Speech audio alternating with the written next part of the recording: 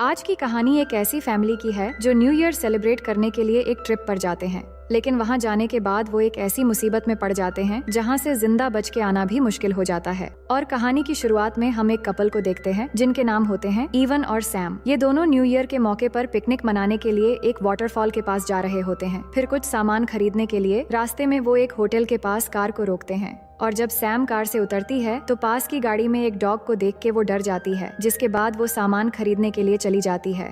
और even map पर उस वाटरफॉल का रास्ता ढूंढने लगता है, लेकिन मैप देखकर उसे कुछ समझ नहीं आ रहा था, तो वो पास के उस गाड़ी ड्राइवर जिसका नाम जर्मन है उसे वाटरफॉल का रास्ता पूछता है, जिस पर जर्मन उस वाटरफॉल की तरफ जाने के बजाय स्टोन क्रीक नाम की एक जगह का रास्ता बताता है और कहता है कैंपिंग करने के लिए स्टोन क्रीक जाना सबसे अच्छा रहेगा। जिसके बाद सामान खरीदकर सैम भी आ जाती है। फिर दोनों स्टोन क्रीक की तरफ निकल जाते हैं, लेकिन रास्ते में इवन नोटिस करता है कि वही गाड़ी का ड्राइवर जर्मन उनका पीछा कर रहा है, जिससे उसका ध्यान भटक जाता है और कार की एक्सीडेंट होते होते बच जाती है। फिर इवन देखता है कि वो गाड़ी दूसरी तरफ निकल गया है, मतलब वो फालतू में टेंशन ले रहा था। इसके बाद एक दूसरी रोड से जाते हुए दोनों थोड़ी देर में उस कैंपिंग साइट पर पहुंच जाते हैं, लेकिन वहां पहुंचकर वो देखते हैं कि यहाँ पर पहले से ही एक कार खड़ी हुई है। तो दोनों उस कार को इग्नोर करके थोड़ा आगे जाते हैं जहाँ पर वो अपना कैंप लगाएंगे, लेकिन पास में ही एक कैंप पहले से लगा हुआ था, जिसे देखकर उन्हें लगता है कि शायद कोई और लोग भी यहाँ कैंपिंग के लिए आए हैं जो कहीं आसपास घूमने गए होंगे।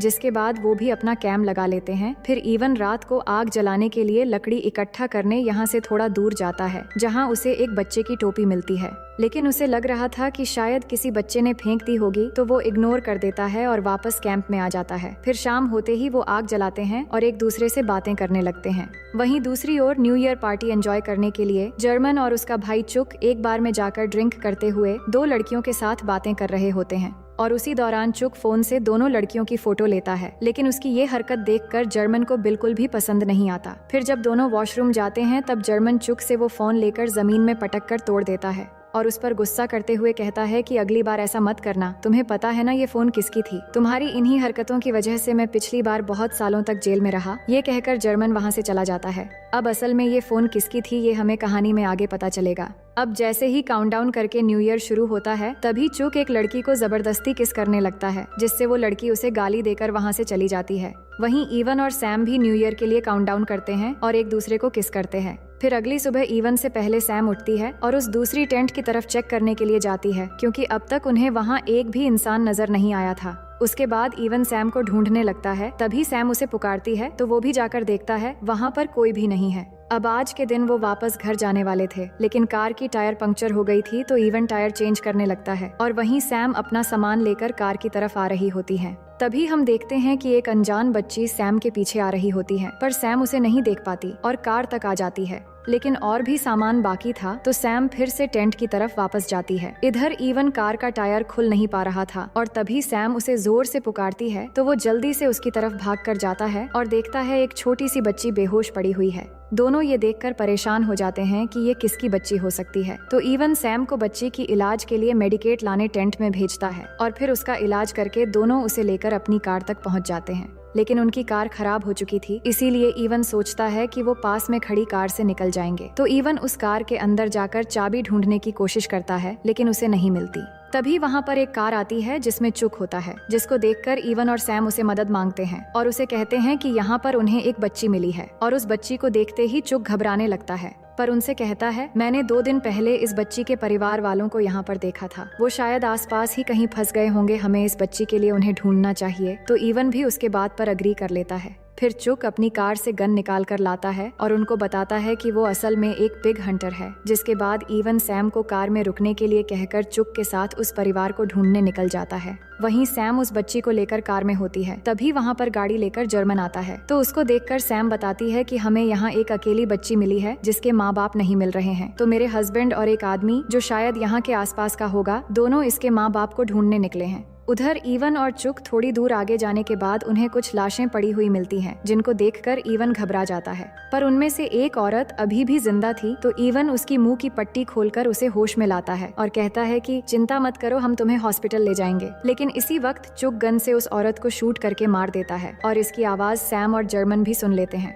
जिसके बाद जर्मन अपने गाड़ी से गन लाने के लिए जाता है तो सैम डर के मारे जल्दी से कार में आकर दरवाजा लॉक कर देती है, लेकिन जर्मन आकर गन से कार का विंडो तोड़ देता है। पर तभी सैम एक चाकू से उसका हाथ काट देती है और बच्ची को लेकर जंगल की तरफ भागने लगती है। लेकिन जर्मन अपनी शर्ट उतारकर किसी तरह हाथ बांध लेता है और अपने कुत्ते को सैम की तरफ छोड़कर वो भी सैम की पीछा करने लगता है। वहीं इवन को समझ नहीं आ रहा था कि चुक ने इस औरत को क्यों मार दिया। तभी चुक कहता है कि इन सभी को मैंने और मेरे भाई ने मिलकर मारा है और अब तुम्हारी बारी है। अब अचानक चुक ये सब क्या कह रहा है और दोनों भाई ने मिलकर क्यों और किस तरह इनको मार दिया, ये समझाने के लिए हमें कहानी में 2 दिन पहले का सीन दिखाया जाता है, जहां एक फैमिली न्यू ईयर के ठीक 2 दिन पहले इसी जगह पर कैंपिंग करने आई थी, जिसमें हस्बैंड का नाम रॉबिन और उसकी वाइफ का नाम मेरी होता है और उनके 2 बच्चे थे, एमा और ऑली। ये वही बच्ची थी जिसको हमने सैम के पीछे आते हुए देखा था। अब ये लोग यहाँ आकर बहुत खुश थे और एक दूसरे के साथ अच्छे समय बिता रहे होते हैं। रॉबिन सबके लिए खाना बनाने लगता है जो उसको बहुत पसंद है।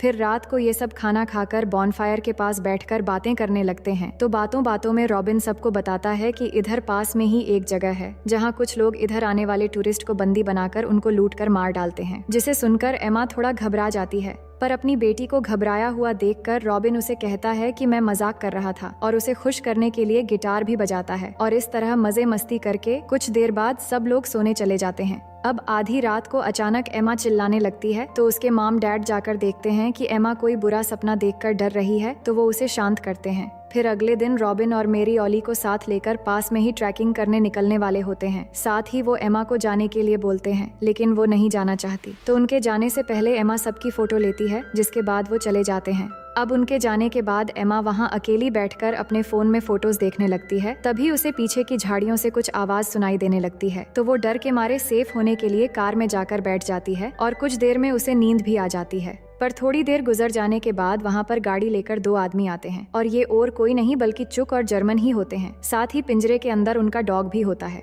फिर दोनों उतरकर सामने वाली कार के पास आते हैं जिसमें एमा सो रही थी, तो दोनों एमा को अजीब नजरों से देखने लगते हैं। जर्मन चुक से कहता है कि चलो इसे उठाकर हम अपने साथ ले जाते हैं, ऐसा मौका हमें बार बार नहीं मिलेगा। जिस पर चुक कहता है कि पिछली बार तुमने ऐसे ही किया था जिससे तुम्हें जेल भी हुई थी। लेकिन जर्मन कहता है जो होगा देखा जाएगा, ऐसा मौका हमें दोबारा नहीं मिलेगा। फिर जर्मन उनके टेंट की तरफ जाकर चेक करने लगता है कि एमा के साथ कोई है या वो अकेली आई है। वहीं एमा नींद से जाग जाती है तो एक अनजान आदमी को देखकर वो घबरा जाती है, जिसके बाद चुक एमा को गाड़ी से बाहर निकलने के लिए कहता है, पर वो उसकी हरकतें देखकर मना कर देती है और कहती है तुम यहाँ से चले जाओ। लेकिन चुक की नीयत तो पहले ही खराब हो चुकी थी, तो वो एमा को जबरदस्ती कार से निकलने के लिए कहता है, जिससे डरकर एमा कार का हॉर्न बजाने लगती है। और हॉर्न की आवाज सुनते ही जर्मन वहाँ समझ जाता है कि वो लड़की जाग गई है, तो वो जल्दी से आकर अपने गाड़ी से गन निकाल कर लाता है और एमा को गन पॉइंट करके उसे गाड़ी से बाहर निकलने के लिए कहता है। उधर हॉर्न की आवाज एमा के मॉम डैड भी सुन लेते हैं और उन्हें लगता है कि शायद एमा कोई मुसीबत में है, तो रॉबिन जल्दी से एमा की तरफ बढ़ने लगता है। वहीं एमा गन की वजह से डरते हुए गाड़ी से बाहर निकल आती है। तभी यहाँ रॉबिन भी अपनी बेटी को बचाने के लिए पहुँच जाता है, लेकिन उसी वक्त जर्मन रॉबिन को मारकर बेहोश कर देता है। उधर मेरी ऑली को सेफ रखने के लिए टेंट में एक जगह पर रख देती है और फिर अपनी बेटी की तरफ भागती हुई आकर चुक के ऊपर कूद पड़ती है और उसके साथ हाथापाई करने लगती है। तभी एमा वहाँ से भागने लगती है, पर जर्मन उसे भागने से रोक लेता है और कहता है कि अगर तुम यहाँ से भागी तो मैं तुम्हारे मॉम डैड को शूट कर दूंगा। तो एमा रुक जाती है, जिसके बाद दोनों भाई उन तीनों के हाथ और मुंह बांधकर जंगल के अंदर एक जगह ले जाने लगते हैं और वहाँ ले जाकर उन्हें बांध देते हैं, जिसके बाद दोनों उन्हें बहुत ही ज्यादा टॉर्चर करते हैं। फिर थोड़ी देर बाद चुक एमा की फोन लेकर चेक करने लगता है और ये वही फोन होता है जो न्यू ईयर वाली रात चुक उन लड़कियों की तस्वीर ले रहा था। तो एमा की फोन में चुक को एक तस्वीर दिखता है जिसमें एमा के परिवार के साथ एक छोटी बच्ची भी होती है। तो वो जर्मन को भी वो फोटो दिखाता है, जिसके बाद जर्मन मेरी से पूछता है कि ये बच्ची कहाँ है, पर मेरी उसे कुछ भी नहीं बताती। इसके बाद जर्मन और चुक दोनों मिलकर रॉबिन के सर पर एक बियर केन रख देते हैं और एक शूटिंग गेम खेलने लगते हैं। लेकिन रॉबिन डर के मारे कांप रहा था, जिससे केन नीचे गिर जाती है। तो जर्मन जाकर फिर से केन उसके सर पर रखता है, पर इस बार भी केन गिर जाता है, जिससे चुक गुस्से में आकर सीधा रॉबिन के सर पर शूट करके मार देता है। मेरी ये देखकर रोने लगती है, पर वो उसे मारकर बेहोश कर देते हैं और फिर उसके सर पर भी बियर केन रखते हैं और इस बार जर्मन निशाना लगाता है, पर 2 निशाना मिस होने पर वो सीधा मैरी के छाती में शूट कर देता है। अब पास में ही एमा बेहोश पड़ी हुई थी, तो जर्मन उसे भी शूट करके मार देता है। अब इन्हें मारने के बाद दोनों ऑली को ढूंढने टेंट पर जाते हैं, लेकिन उन्हें वहाँ पर ऑली नहीं मिलती, क्योंकि वो रोते हुए जंगल की तरफ चली गई थी। अब ऑली के न मिलने पर दोनों भाई वापस अपने घर चले आते हैं। फिर कहानी प्रेजेंट में आती है जहाँ चुक इवन को गन पॉइंट करके साथ चलने के लिए कहता है, लेकिन तभी इवन उसे धक्का देकर वहाँ से भागने लगता है तो चुक इवन पर गोली चलाते हुए उसका पीछा करने लगता है। लेकिन इवन भागते हुए काफी दूर जाने के बाद एक जगह जाकर छुप जाता है।